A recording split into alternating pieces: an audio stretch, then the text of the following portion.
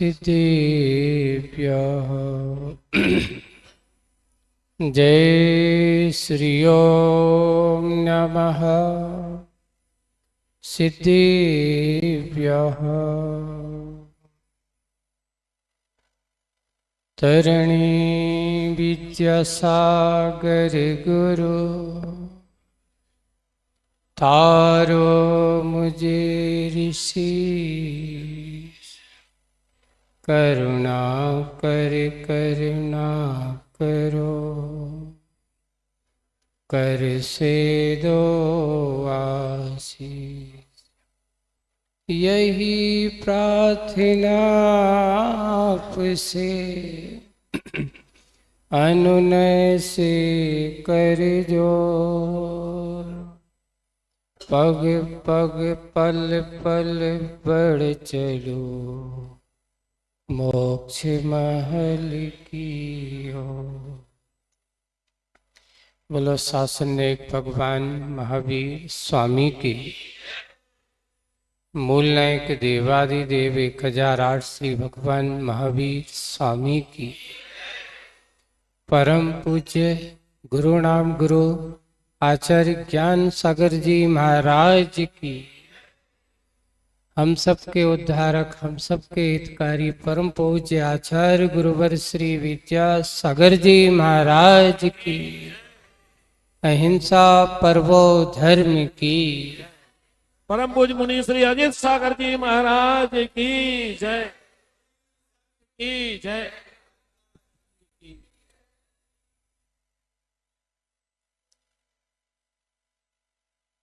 आचार्य जी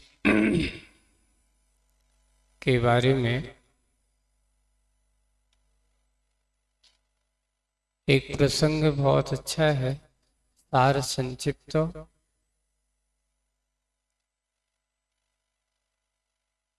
पूछा आचार्य श्री, आप जब ज्ञान सागर जी महाराज के पास गए तो आचार्य ज्ञान सागर जी महाराज ने आपको इतना सब कुछ दिया, उन्हें आपके लिए क्या किया? तो आचार्य श्री ने बहुत अच्छा उत्तर दिया था। उन्होंने उसको हाइको में भी डाल दिया है। मैं तो ठेठ बांस था,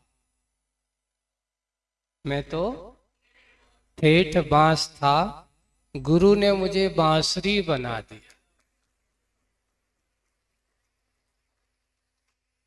मैं तो ठेठ बांस था, गुरु ने मुझे बांसुरी बना दिया। अब आप सोचना, आपकी बात है, हम सबकी बात है।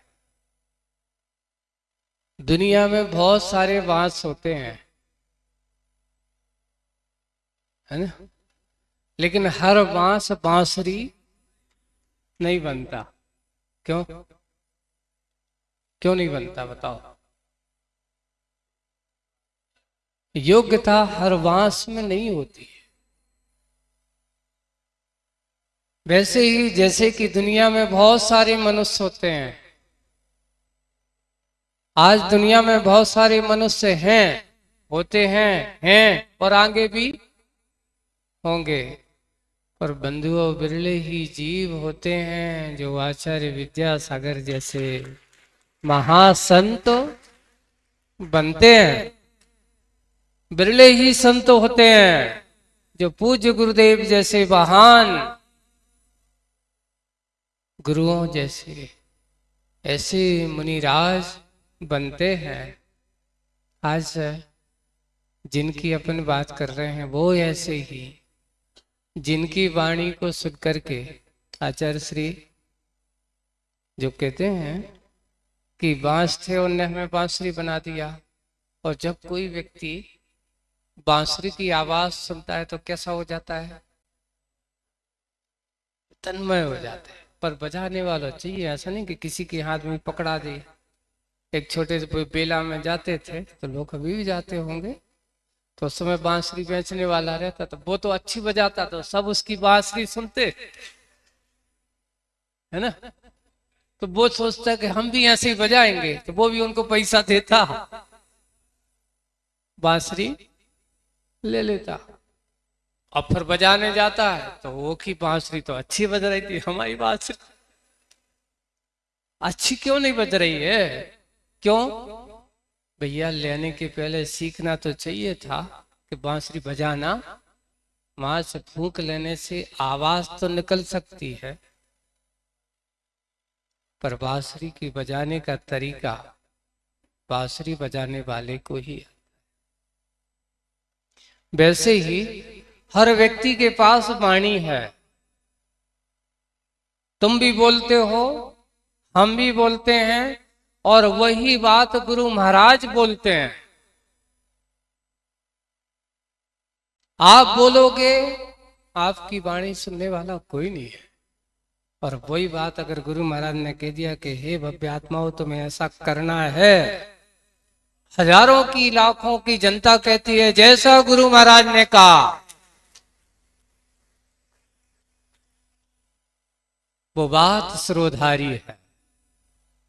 जैसे कि वो बांसुरी वाला बजाने वाला हजारों आदमियों को मोहित कर देता है अपनी बांसुरी से, वैसे ही गुरु महाराज की जो वाणी होती है, गुरु महाराज की जो आज वर्तमान में वाणी है, वास्तविक रूप से ज्ञान सागर जी ने महाराज ने ऐसी बांसुरी बनाई है ना, ऐसी बांसुरी बनाई है जिनकी आवाज सुनने के लिए इस धरती का, इस समाज का प्रत्येक प्राणी तरसता कि कब गुरु महाराज बोले और कुछ हम। उनकी वाणी में हमारा उद्धार छुपा है, उनकी वाणी में हमारा कल्याण छुपा है। ऐसे पूज्य आचार्य भगवान जिनकी आज आप तारीख ही सही, अरे भाई जिस तारीख में ऐसे गुरु महाराज की दीक्षा हुई हो, जिस दिन में गुरु महाराज की ऐसी दीक्षा हुई हो, जिस तिथि में ऐसे गुरु महाराज की दीक्षा हुई हो, वो तारीख दिन बार धन्य हो जाता है जहां महापुरुषों के, महान आत्माओं के ऐसे महान कार्य होते हैं। आज हम तीर्थंकरों के कल्याण मनाते हैं, ये बताओ वो कल्याण किसके कारण से धन्य हुई? वो तिथि उन महापुरुषों के कारण से, उनने महान कार्य किया। वो तारीख धन्य इसलिए हो गई कि आज की तारीख में ऐसे महापुरुष ने संसार के राग रंग को छोड़ करके अंतरंग की यात्रा की ओर अपना कदम बढ़ाया। दीक्षा होती आखिर है क्या?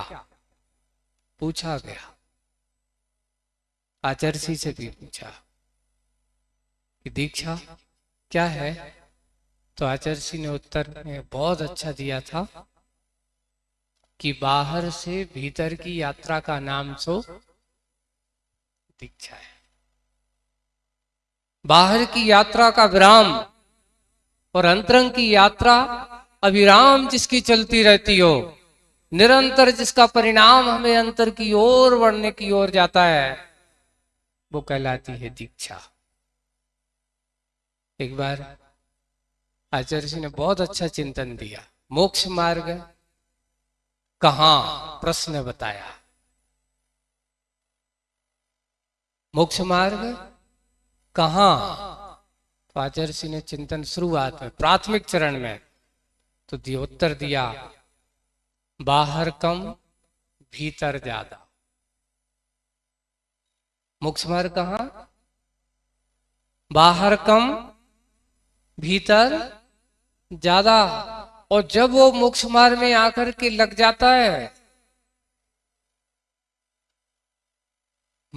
आकर के यहाँ, जैसे तुम लोगों को कई लोग आकर के आचार्य जी के पास आते, आचार्य जी हमें भी कल्याण करना है, हमें भी आप जैसा बनना है ना, हम भी मुनि बनना चाहते। तो आचार्य जी कहते अच्छा मुनि बनना चाहते हो, पहले उनको देखते हैं, परखते हैं, और फिर उनसे कहते एक काम करो, अभी तुम इतना काम करो, साधना करो, अभी घर में रह के साधना करो, फिर आगे हम बताएंगे।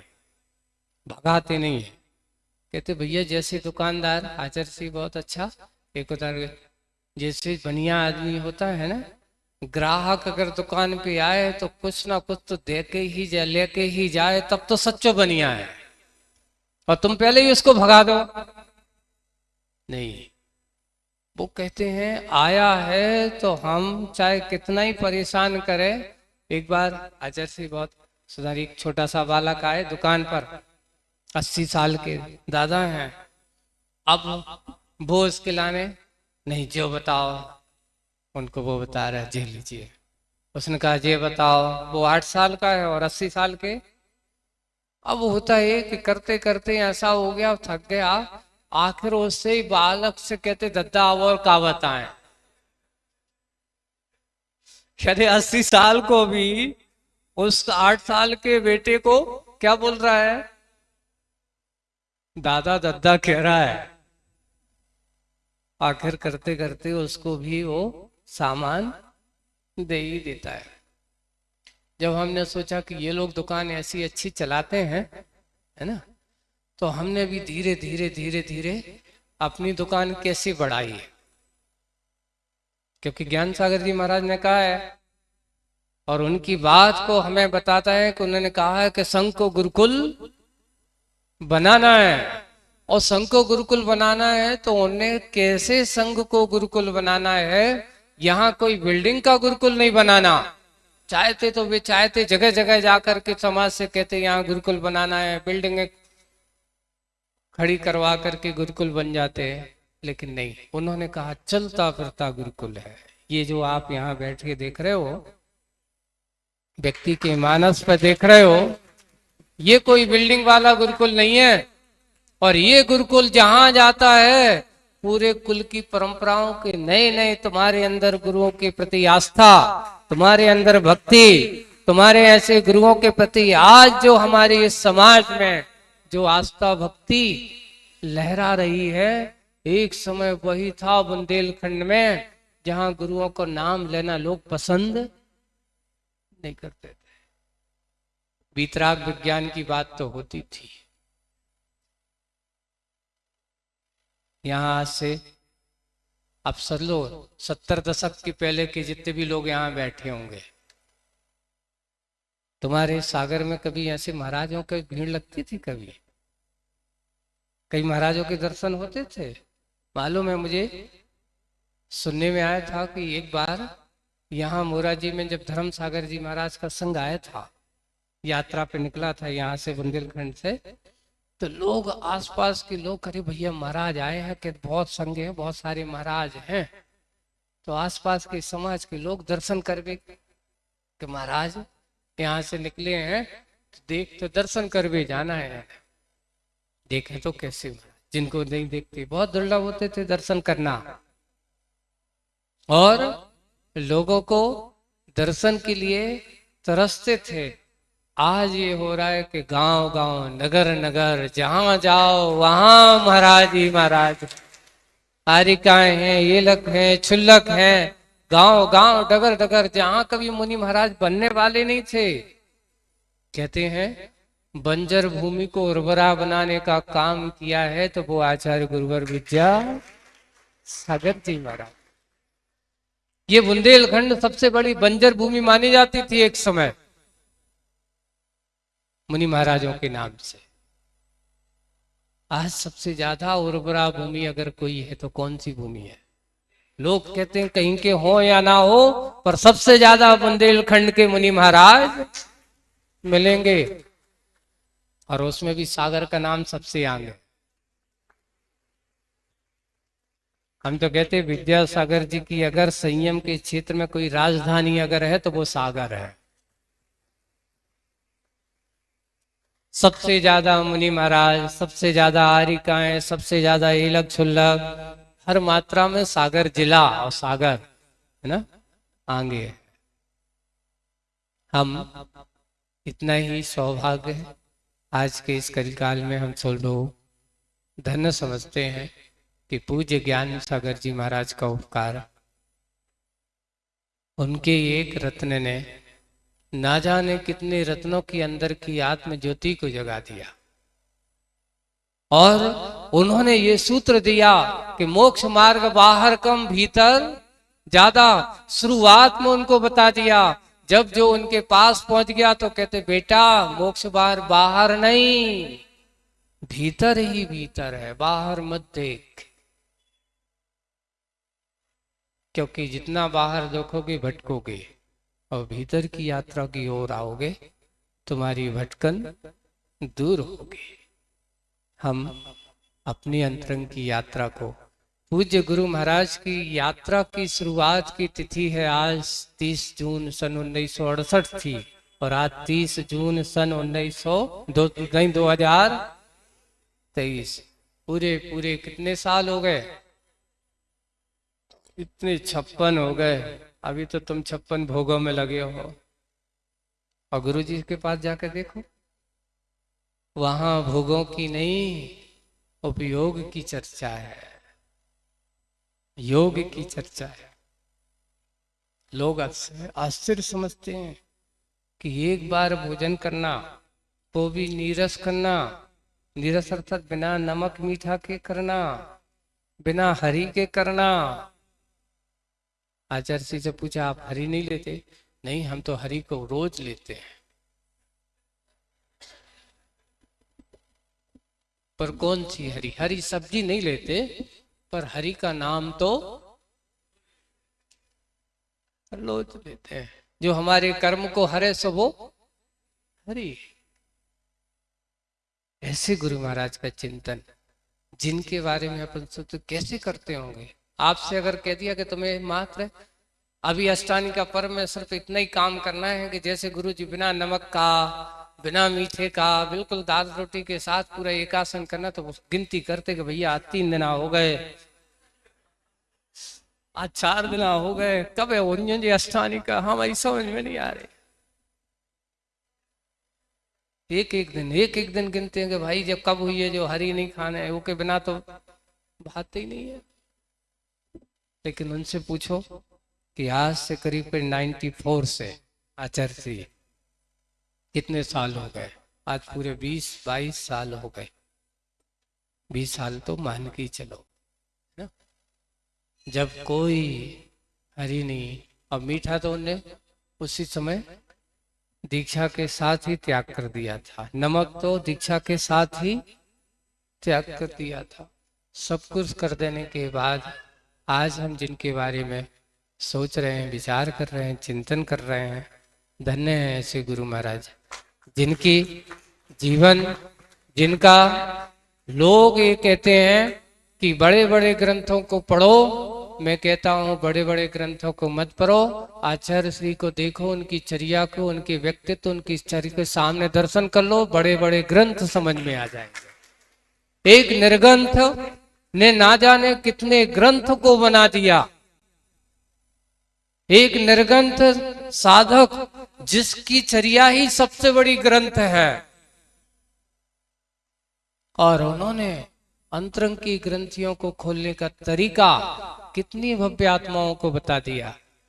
अभी आचार्य श्री, अभी कल मैं एक वीडियो देख रहा था, एक अभी छपक पहुंचे आचार्य श्री, 98 साल के, है ना।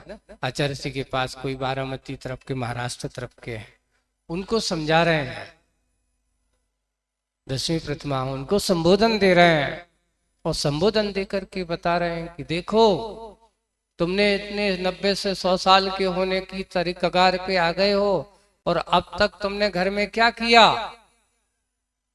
अब तक तुमने घर में भोगों को तो खूब किया, वो मन चाहा, जैसा चाहा, जब चाहा